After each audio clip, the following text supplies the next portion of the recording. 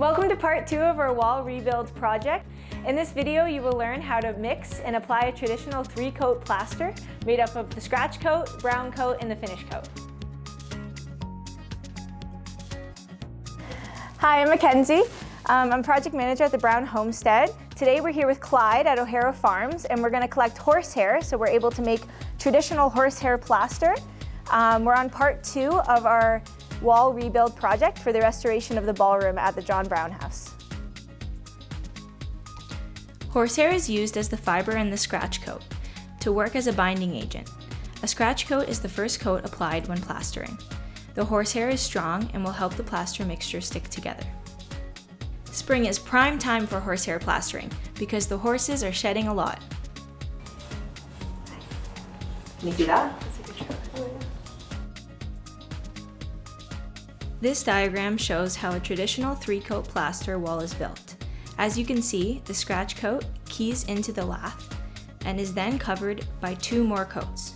In our last video, we went over the process of constructing a plank and accordion lath wall using traditional methods.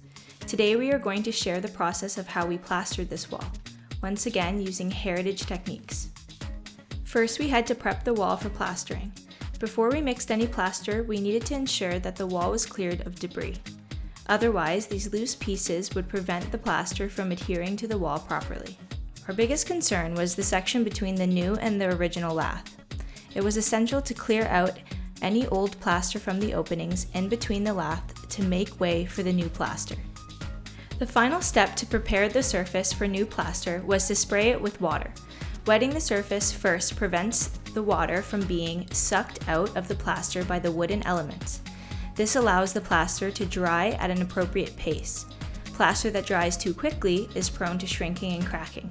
Then it was time to prepare the plaster. One of the ingredients in the plaster is hydrated lime. Here's how we made it. The 3-coat plaster technique starts with 2 coarse coatings. These coats, which make up the foundation of the wall, are composed of lime, aggregate, and water. Our first step is to make hydrated lime, or lime putty, by slaking the quicklime with water. Quicklime is limestone that has been burned at a very high temperature for many hours, which essentially releases most of its CO2. We got ours from a specialty supplier since it's not available in most hardware stores. Adding water to the quicklime creates hydrated lime, and this process is called slaking lime. This hydrated lime will be one of the main ingredients in all 3 of our plaster coats. First, we added enough water to cover the limestone and allowed for the reaction to take place. Once the sizzling stopped, we then added water in stages until we reached the right consistency. You are looking for a consistency similar to thick Cool Whip. The result is called lime putty. Next step, making plaster. The first step was to add aggregate or sand to the hydrated lime. Be sure to continuously add water when needed. An easy tell for when the plaster is at a good consistency is when it sticks to the trowel. Horsehair was then added to the plaster mix. If you're trying this at home, be careful not to add too much horsehair at once or you'll have clumps of it in the plaster and it could result in weak spots. Once the mixture was ready, we applied the first layer of plaster to the wall, also known as the scratch coat. The goal of this coat is for the plaster to key to the lath, creating a strong hold. The plasterer achieves this by applying a generous amount of plaster upward onto the wall, forcing the plaster into the gaps between the lath. The plaster that hooks over the edge of the lath are called plaster keys.